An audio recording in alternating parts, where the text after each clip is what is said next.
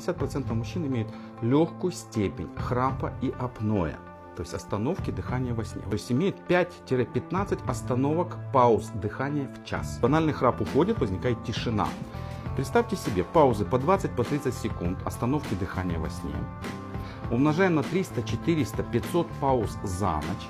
Получается, человек ночью не дышит 4-5 часов суммарно. Это приводит к тому, что снижается кислород, возникает запредельная гипоксия.